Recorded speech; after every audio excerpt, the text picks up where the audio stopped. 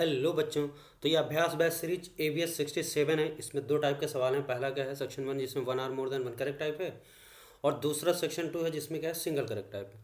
तो सबसे पहले क्वेश्चन देखिए, खुद से ट्राई करिए, दिन वीडियो को कंटिन्यू करिए। तो चलो शुरू करते हैं। एक बार क्वेश्चन देखते हैं क्या है। लेट पी क्या है, 5√3 + 8, और इसके पावर में क्या है 2n+1, वेयर n क्या है, नेचुरल नंबर है। Then correct options is are. Here bracket जो लिखा हुआ है क्या डिनोट करता है, ग्रेटेस्ट इंटीजर फंक्शन है। एक दूसरा ब्रैकेट लिखा हुआ है कर्ली ब्रैकेट, वो क्या है, डिनोट करता है फ्रैक्शनल पार्ट ऑफ फंक्शन को।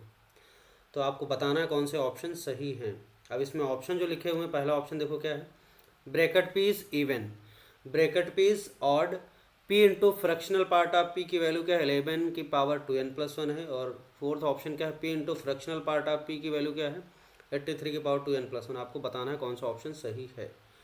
अब ये सवाल करने के लिए आपको करना क्या है, देखो यहाँ पे p की वैल्यू जो लिखी है और इसके अंदर जो टर्म है क्या है, एक रेशनल टर्म है, दूसरा इरेशनल टर्म। जब इसे ओपन करेंगे, बायनॉमियल एक्सपेंशन करेंगे, तो कुछ रेशनल टर्म आएंगे, कुछ इरेशनल टर्म आएंगे, है ना।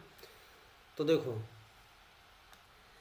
तो यहाँ पे हम लोग क्या करते हैं, p को हम लोग मान लेते हैं ऐसे, देखो ये 5 है, 5√3 है ना, +8, और इसकी पावर क्या है 2n+1 है ना, कोई दिक्कत नहीं, लिख लो आप, इक्वल टू। अब देखो ये जब हम इसको एक्सपेंड करेंगे, है ना, उसके बाद अगर हम ये वैल्यू डालें, कुछ रेशनल को रेशनल टर्म आएंगे, उसके बाद उसको डेसिमल में कन्वर्ट करें, है ना, तो सिंप्लीफाई करने के बाद कुछ एक नंबर आएगा, तो उसमें कुछ इंटीजर पार्ट होगा, कुछ क्या होगा, फ्रैक्शनल पार्ट होगा। तो कहने का मतलब ये जो है वैल्यू, इसको ओपन करें, उसके बाद सिंप्लीफाई करें, तो कुछ जो नंबर आएगा, मान लेते कुछ आ गया 1000.7, तो 1000 का इंटीग्रल पार्ट हो गया, 0.7 क्या होगा, फ्रैक्शनल पार्ट हो गया, तो कुछ ऐसा आएगा। तो इसको हम लोग इस तरीके से मान लेते हैं, आई, ठीक ध्यान से समझना, आई मान लिया और इसका प्लस एफ मान लिया। तो यहाँ पे आई जो है वो क्या है, आई को हम लोग किससे डिनोट करेंगे, आई का मतलब जो ये है क्या, ये पी है, ये क्या है, पी है, तो इसका इंटीग्रल पार्ट, आई क्या है, पी का इंटीग्रल पार्ट, इसको ब्रैकेट पी से डिनोट किया जा रहा है ना, ग्रेटेस्ट इंटीजर फंक्शन। तो ये हो गया। और जो ये फ्रैक्शनल वाला पार्ट है, ये वाले को हम लोग ऐसे लिख सकते हैं, ये इसके लिए ये सिंबल होता है ना, कर्ली ब्रैकेट के अंदर ये डालते, तो ये फ्रैक्शनल पार्ट ऑफ है, ठीक। तो ये नोटेशन यहाँ पे ध्यान रखना है ना, तो ये इसको डिनोट करता है।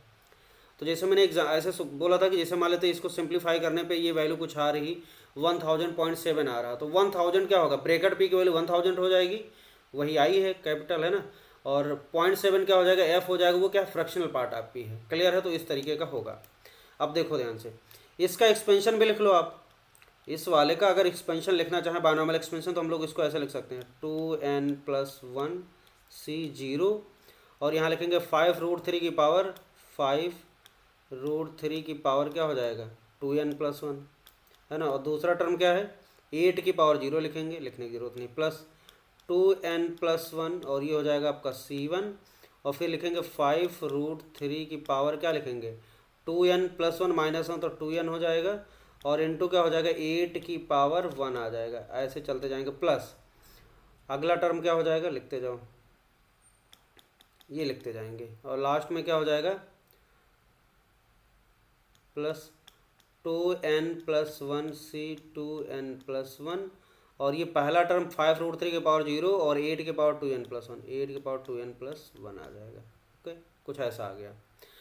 अब एक और हम लोग बायनॉमियल एक्सपेंशन एज्यूम करेंगे, और वो कुछ इससे मिलेगा। देखो यहाँ पे p है, अब एक और हम लोग मानेंगे क्या, 5√3 इसका कॉन्जुगेट मानो, 5√3 - 8, यहाँ पे एक मानते हैं हम लोग 5√3 -8, है ना। अब एक चीज़ ये देखो, 5√3 की पावर 5√3 -8, तो 5√3 की वैल्यू अगर आप देखो तो क्या आएगी, तो इसको रफली कैलकुलेट करो ना, 5 देखो √3 की वैल्यू होती है 1.7 समथिंग, है ना, और ये इंटू 5 करेंगे तो 17 इंटू 17 × 5 = 85, 8 पॉइंट समथिंग, है ना। तो ये कुछ 8 पॉइंट समथिंग आएगा, -8, 8 पॉइंट समथिंग -8 क्या होगा, पॉइंट समथिंग आएगा। अब पॉइंट समथिंग क्या है, वो 0 से 1 के बीच वाला नंबर है, समझ आ गई बात। 5√3 -8 करेंगे तो 0 से 1 के बीच वाला नंबर मिल रहा है आपको, और इसकी पावर अगर हम 2n+1 कर देते हैं, तब भी क्या रहेगा, ये नंबर 1 से छोटा ही रहेगा। अगर आपका नंबर क्या है 1 से छोटा है, 0 से 1 के बीच वाला नंबर है, उसकी पावर आप बढ़ाओगे तो उसकी वैल्यू क्या होगी, 1 से छोटी ही रहेगी, 0 1 के बीच में ही रहेगी। तो ये 0 1 के बीच वाला नंबर है, तो इसको मैं क्या मान लूँ, ये तो सिर्फ इसमें इंटीग्रल पार्ट 0 है, इसकी वैल्यू में इंटीग्रल पार्ट तो 0 हो गया, बस सिर्फ फ्रैक्शनल पार्ट बचेगा। और वो फ्रैक्शनल पार्ट क्या होगा, कुछ अलग नाम दे देते हैं, यहाँ पे एफ डैश लिख लेते हैं, क्योंकि इसका जरूरी नहीं कि सेम हो, अलग भी हो सकता है। तो इसका हमने फ्रैक्शनल पार्ट क्या लिखा, एफ डैश लिख दिया। ठीक, अब 5√3 - 8 की पावर 2n+1 को एफ डैश मान लिया, और ये एफ डैश होगा ही। अब देखो इस वाले इसका एक्सपेंशन कर देते हैं, तो इसका एक्सपेंशन करें तो क्या आ जाएगा, 2n+1 C0, और ये हो जाएगा आपका 5√3 की पावर 2n+1 है ना, और इंटू ये -8 की पावर 0। फिर दूसरा जब टर्म आएगा तो उसमें -8 की पावर 1 आएगा, तो ये माइनस आ जाएगा, यहाँ पे देखो माइनस आ जाएगा, तो 2n+1 C1, और ये हो जाएगा 5√3 की पावर 2n, और यहाँ पे आ जाएगा आपका 8 की पावर 1 है ना, 8 की पावर 1 आ गया। उसके बाद ये देखो ये अल्टरनेट साइन आना शुरू हो जाएगा, यहाँ पे प्लस था, फिर माइनस आया, फिर प्लस आएगा, और फिर ऐसे माइनस आएगा, इस तरीके से आएगा। अब होगा क्या, इसमें देखो जहाँ जहाँ पे 5√3 जिस टर्म में, और 5√3 वाले टर्म में जिस पे पावर क्या है, ऑड नंबर है, तो वो टर्म क्या होगा, इरेशनल हो जाएगा, क्योंकि जो एनसीआर वाला टर्म है वो तो हमेशा इंटीजर वैल्यू देगा, और 5√3 वाले टर्म में जिसकी पावर क्या है, ऑड नंबर है, तो वो क्या होगा, इरेशनल रहेगा। और जिसमें 5√3 टर्म की पावर में क्या इवन है, वो क्या हो जाएगा, आपका इरेशनल टर्म खत्म हो जाएगा, क्योंकि जैसे 5√3 की पावर 2n है, तो क्या होगा, ये √3 खत्म हो जाएगा, √3 का स्क्वायर हो जाएगा, तो रेशनल बन जाएगा, एक तरीके से इंटीजर बन जाएगा। तो इसमें टर्म क्या होंगे, टर्म इंटीजर आएंगे, फिर क्या होंगे, इंटीजर आएंगे, फिर क्या होंगे, इरेशनल टर्म आएंगे, इंटीजर, इस तरीके से आना शुरू हो जाएगा, और ऐसे चलते जा रहे हैं यहाँ तक। ठीक, अब देखो ध्यान से, अगर हम इन दोनों में देखें, ये दोनों जो एक्सप्रेशन हैं, अगर इसको मैं क्या करूँ, ऐड करूं या सब्ट्रैक्ट करूं, हमें ये चाहना है कि ये जो दोनों को ऐड या सब्ट्रैक्ट करने पे क्या हो जाए, इरेशनल टर्म कट जाएं। अच्छा, मैग्नीट्यूड हर एक टर्म का दोनों एक्सपेंशन में सेम रहेगा, बस साइन अलग अलग है।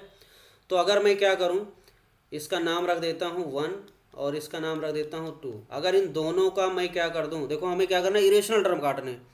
तो पहला टर्म क्या है, देखो इरेशनल है, पहला टर्म इरेशनल है, क्योंकि 5√3 की पावर 2n+1 है, इसे काटना है, तो माइनस करना पड़ेगा। क्लियर है, तो माइनस करते हैं। तो यहाँ पे माइनस करेंगे तो ये माइनस हो जाएगा, यहाँ पे माइनस हो जाएगा, और यहाँ देखो प्लस हो गया, और फिर यहाँ प्लस है तो माइनस हो जाएगा, ऐसे चलता जाएगा ना, जहाँ प्लस वहाँ माइनस।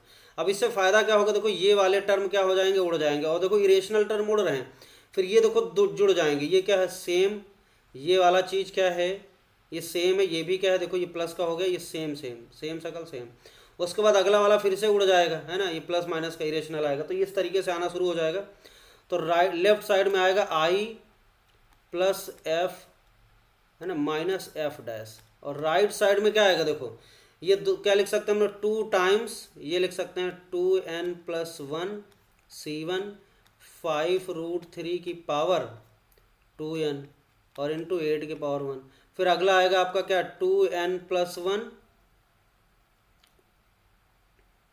C3, है ना, और ये 5√3 की पावर क्या हो जाएगा, 5√3 की पावर 2n+1 - 3, तो 2n+1 - 3 क्या हो जाएगा, 2n - 2, और उसके बाद 8 की पावर क्या हो जाएगा, 3 हो जाएगा। ऐसे चलते जाएंगे। तो जब ऐसे चलते जाओगे तो आपको दिख रहा है कि जो 5√3 वाला टर्म उसकी पावर इवन नंबर आ रही है, और आपको एनसीआर पता है क्या है, इंटीजर होता है, और ये भी क्या होगा, इरेशनल खत्म हो जाएगा, भी इंटीजर बन जाएगा। तो ये सारे टर्म क्या हैं, ये आगे और बढ़ते जाएंगे जहाँ तक लास्ट तक, तो ये सारे के सारे टर्म क्या होंगे, इसका जो समेशन आएगा वो एक इंटीजर वैल्यू आएगी, है ना, आएगी कि नहीं आएगी, इंटीजर वैल्यू, और वो भी साथ में क्या होगी, पॉजिटिव आएगी, है ना, पॉजिटिव इंटीजर हो जाएगा। तो इसको मान लेते हैं पॉजिटिव इंटीजर वैल्यू, है ना। तो देखो इसको पॉजिटिव इंटीजर मान लेते हैं, इसका नामकरण कर देते हैं, इस पूरे का नाम मैं के रख दूं, इसका नाम रख देते हैं के। तो कुछ ऐसा होगा, यहाँ पे I + F और -F' इक्वल टू क्या हो जाएगा, 2 टाइम्स के लिख लेते हैं, और के क्या है, यहाँ पे के क्या है, इसका नाम रखा हमने, इस वाली चीज़ को मैंने के मान लिया, और के बिलोंग्स टू I+, है ना, I+, पॉजिटिव इंटीजर। क्लियर है। अब के I+ है तो ये 2 के कैसा नंबर होगा, कि अगर पॉजिटिव इंटीजर है तो 2 के क्या होगा, इवन हो जाएगा, ये तो इवन नंबर हो गया, इवन इंटीजर है ना, तो ये इवन हो जाएगा। क्लियर है। अब देखो यहाँ पे ये लेफ्ट में सॉरी राइट साइड में क्या है, इंटीजर है, और यहाँ लेफ्ट में आई क्या है, वो भी एक इंटीजर वैल्यू है, और एफ माइनस एफ डैश का ये फ्रैक्शन वाली चीज़ है। तो हमें ये देखना है, ये है आपका इंटीजर है ना,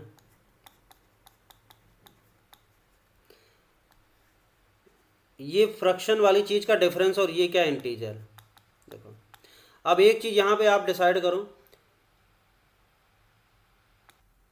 integer plus something is equal to integer.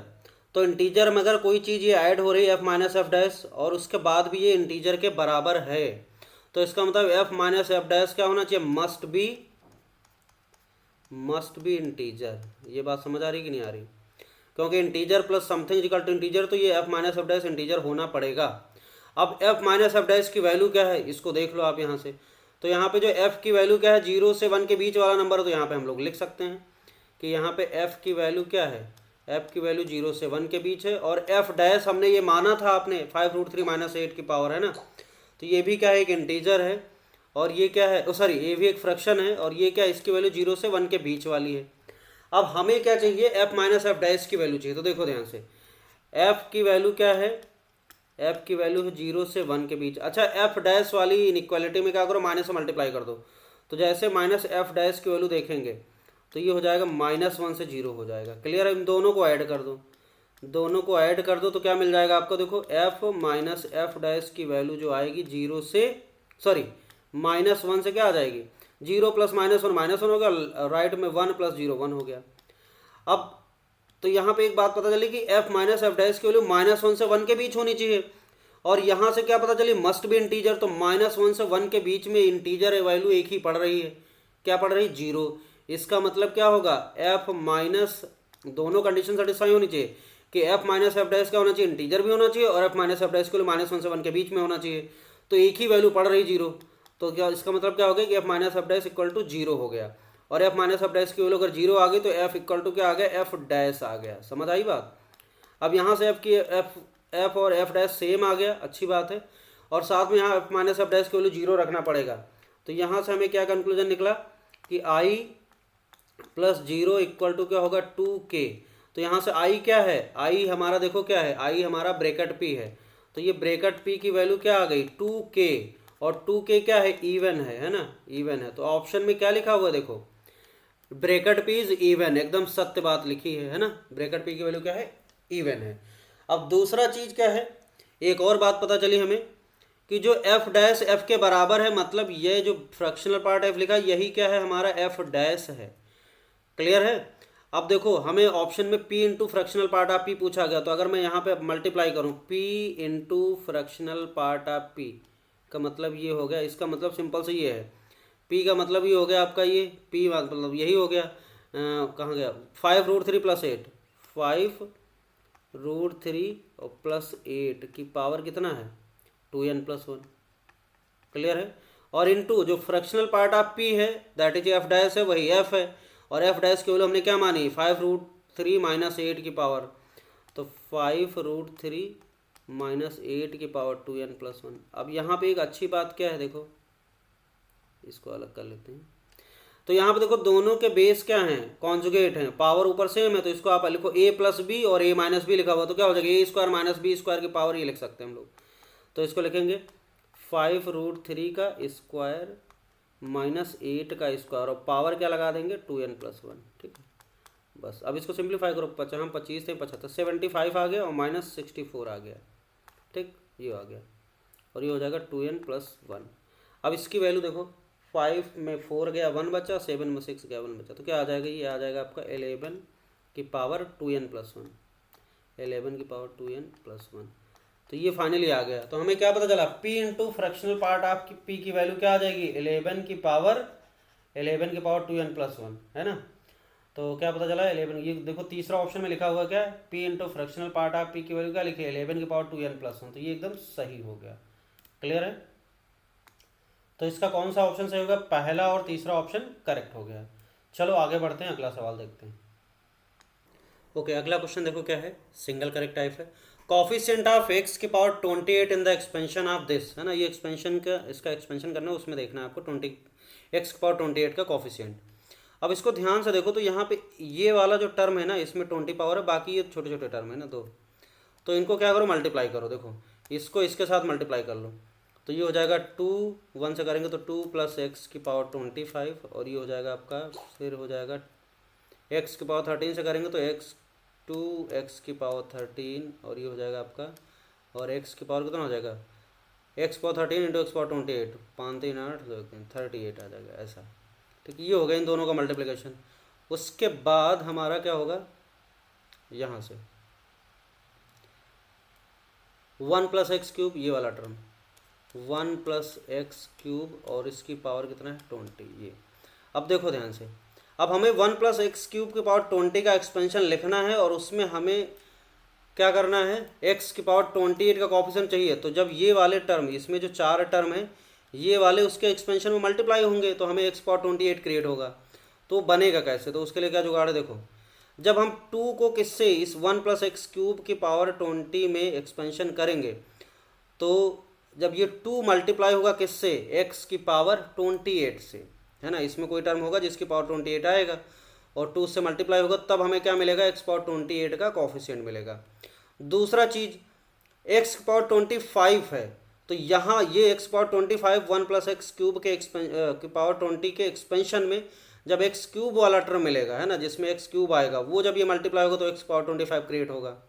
तो हम ऐसे सोचते हैं, इसके लिए क्या चाहिए, इसके लिए चाहिए x की पावर 28 वाला टर्म, और इसके लिए क्या चाहिए, x की पावर 3 वाला टर्म, और इसके लिए क्या चाहिए, इसके लिए चाहिए 13, और कितना कमी है, x की पावर 15, है ना 15, और ये टर्म किसके अंदर आएंगे, इसके अंदर आएंगे। ठीक है ना, तो ऐसे ढूंढेंगे हम लोग। तो देखो अब ये बताओ 1 + x³ के पावर 20 के एक्सपेंशन में जो भी टर्म आएंगे वो कैसे आएंगे, 3 के x की जो पावर आएगी वो 3 के मल्टीपल में आएगी, 3 आएगी, 6 आएगी, है ना, 9 आएगी, 12 आएगी, और 3 और 27, 27 मिलेगा। 28 कभी नहीं मिल पाएगा, 1 + x³ की पावर 20 के एक्सपेंशन में 28 कभी मिलेगा ही नहीं, तो ये तो बेकार हो गया। ये 3 वाला मिलेगा जब x पावर 25, इसके कौन सा टर्म, इसका देखो कौन सा टर्म मिलेगा, 20c1 और x³ की पावर 1, ये मिल गया। देखो तो ये x³ वाला मिला, और इसमें जब ये आपका क्या x पावर 25 मल्टीप्लाई करेंगे तो आपका 28 क्रिएट हो जाएगा। तो इसका कॉफिशिएंट क्या मिल गया, ये मिल गया, तो 20c0 मिल गया आपको, सॉरी 20c1 मिल गया प्लस। ओके, यहाँ से क्लियर है। अब दूसरा ये वाला हमें देखना है, x की पावर 15, है ना, जब ये 2x की पावर 13 इसके किससे मल्टीप्लाई होगा, 15 वाले से, तो 15 वाला टर्म क्या होगा, तो ये वाला जो टर्म आएगा वो आएगा 20c3 + 15, 5 क्रिएट करना है, तो 20c5 और x³ की पावर 5, ये मिल गया। देखो तो 20c5 और x की पावर 15 आ गया। अब ये वाला जब आपका 2x की पावर 13 इससे मल्टीप्लाई हो जाएगा x पावर 15 से, तो ये तो x पावर 28 क्रिएट हो जाएगा, और 2 इंटू ये आपको कॉफिशिएंट मिलेगा 2 × 20c5, तो ये मिलेगा 2 × 20c5। इसके अलावा अब देखें, अगर हम x पावर 38 को देखें तो पॉसिबल ही नहीं, 38 ज़्यादा नेगेटिव पावर मिलना नहीं, कोई मतलब ही नहीं, तो बस यही दो मिल पाएंगे, है ना, x पावर 28 के कॉफिशिएंट। इसका समेशन क्या होगा, 20c1 की वैल्यू 20 होती है, और यहाँ पे आप देखो 2, और ये 20c5 है ना, 20c5 है, तो यहाँ पे आप 2 कॉमन ले लो, तो ये हो जाएगा आपका 10 और प्लस 20c5, है ना, ये हो गया। तो इस तरीके से क्या क्रिएट हुआ, 2 × 10 + 20c5, आपको दिखाई पड़ रहा है सेकंड ऑप्शन, है ना, सेकंड ऑप्शन दिख रहा है कि ये x पावर 28 का एकदम सही लिखा हुआ है, तो इसका सेकंड ऑप्शन सही हो जाएगा। ओके, आगे बढ़ते हैं, अगला सवाल देखते हैं। अगला क्वेश्चन क्या है, इफ़ क्या लिखा हुआ है, यहाँ पे लिखा हुआ है summation of binomial coefficient 101c0 102c1 103c2 104c3 105c4, है ना, ऐसे लिखा हुआ है, और लास्ट में क्या 202c101, और इसका समेशन की वैल्यू क्या है pcq, और pq क्या नेचुरल नंबर है। Then value of p + q can not be, है ना, p + q वैल्यू इसमें से कौन सी नहीं हो सकती वो बताना है। तो इस एक्सपेंशन को पहले हम ध्यान से देखते हैं ना। देखो क्या लिखा हो इसमें, देखो ऊपर क्या है 101 102 103, और यहाँ 0 1 2 3 4 5, कहाँ तक चल रहा है 101 तक।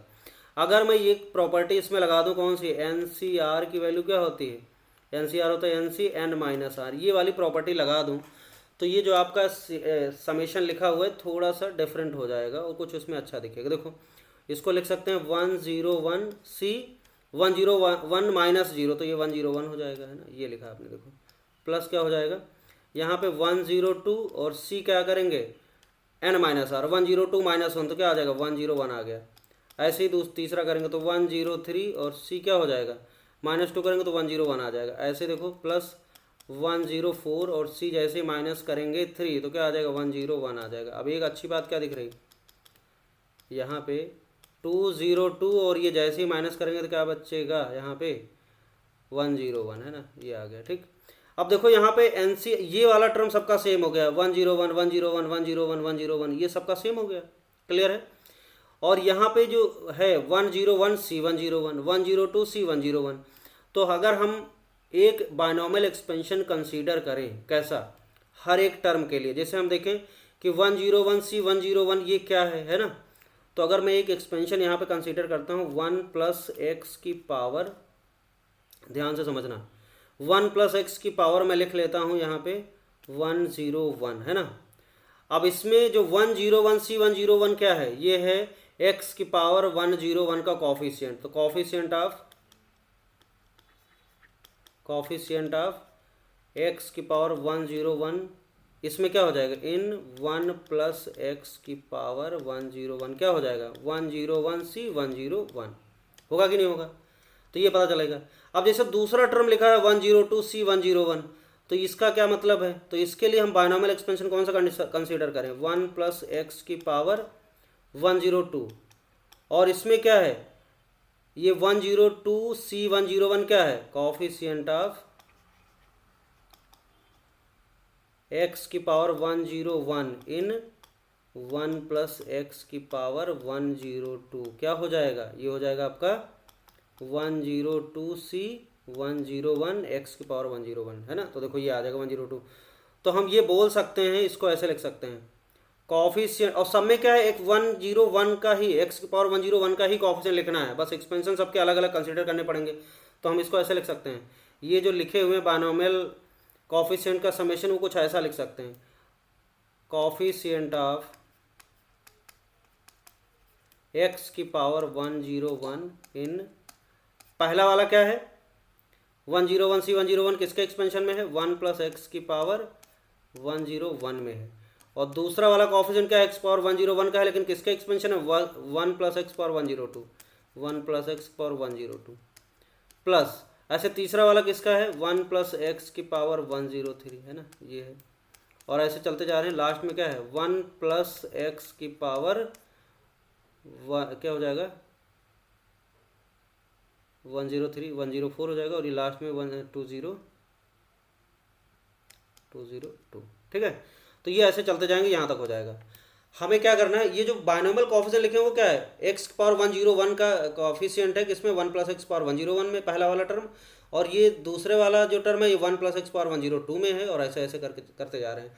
अब इसको हम लोग एक साथ भी कर सकते हैं, देखो ध्यान से, अगर इसका मैं समेशन निकाल लूँ और पूरे में एक साथ निकाल सकता हूँ 101 का कॉफिशिएंट, ये अलग अलग लिखा हुआ सब में निकाल के, अब इसको हम कंबाइन कर दें तो इसका सम लिखते हैं, देखो कैसे, यहाँ पे x 1 plus x power 101 common ले सकते हैं, 1 प्लस एक्स की पावर 101 कॉमन ले सकते हैं, कॉमन ले लिया तो अंदर क्या बचा 1 प्लस, देखो 1 प्लस एक्स पावर 101 कॉमन लिया तो 1 प्लस एक्स आ गया, और फिर क्या हो जाएगा 1 प्लस एक्स का स्क्वायर आ गया, है ना, और ये आपको दिखाई पड़ रही है जीपी बन गई, और लास्ट में क्या हो जाएगा 101 निकाला गया तो 1 प्लस एक्स की पावर 101 आ गया, है ना, ठीक, ये हो गया।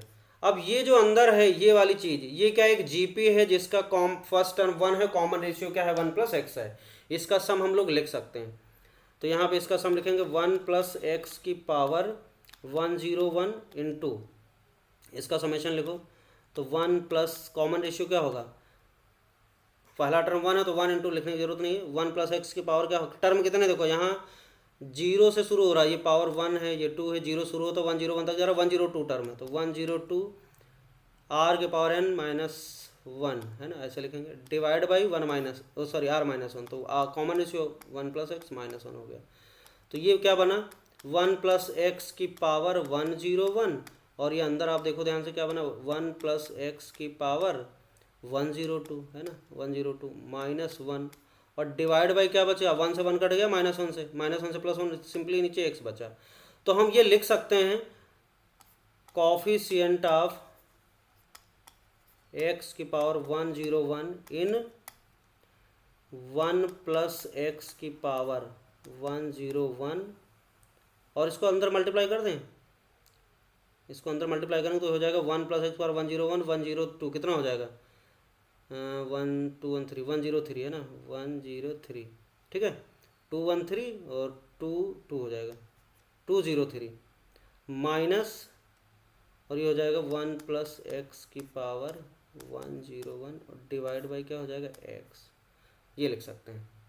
तो देखो ध्यान से, हमें अब जो अलग अलग हम कैलकुलेट कर रहे थे कोएफिशिएंट, अब हमें क्या करना है, x की पावर 101 का कोएफिशिएंट किस में निकालना है, 1 + x की पावर 203 माइनस 1 + x की पावर 101 और अपान x। इसी चीज़ को हम ऐसे भी लिख सकते हैं, देखो नीचे एक x है तो हमें एक 101 का कोएफिशिएंट चाहिए, तो हमें क्या करना पड़ेगा, एक ज़्यादा लेना पड़ेगा।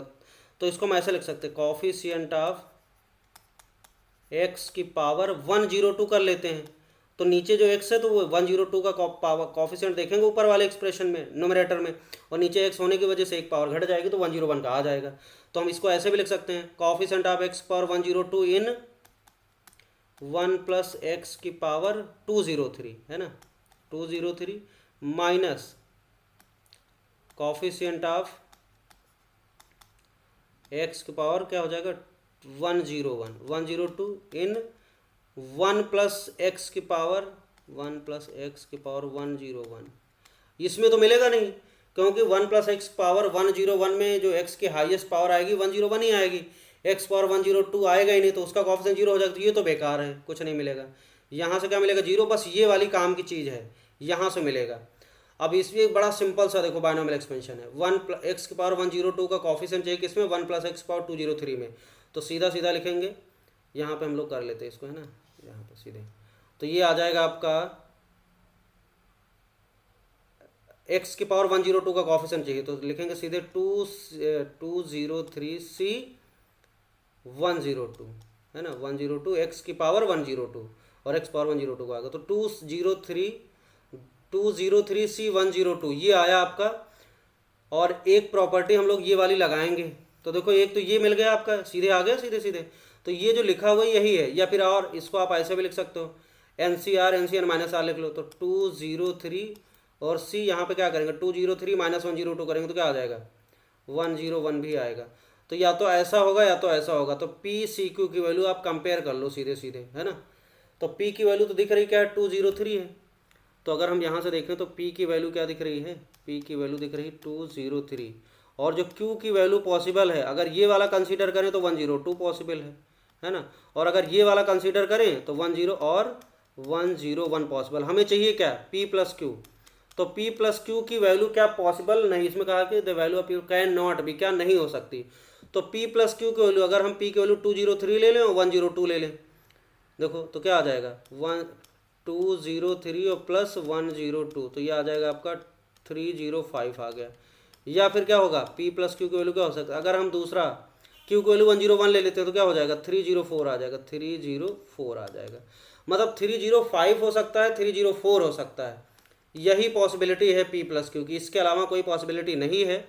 और ऑप्शन में क्या लिखा हुआ तीसरा ऑप्शन 303, तो ये तो पॉसिबल नहीं है, यही पूछा गया कैन नॉट बी, तो ये वाला ऑप्शन सही हो जाएगा। क्लियर है। तो इस तरीके से सवाल, इसका तीसरा ऑप्शन करेक्ट हो गया। Okay, thank you.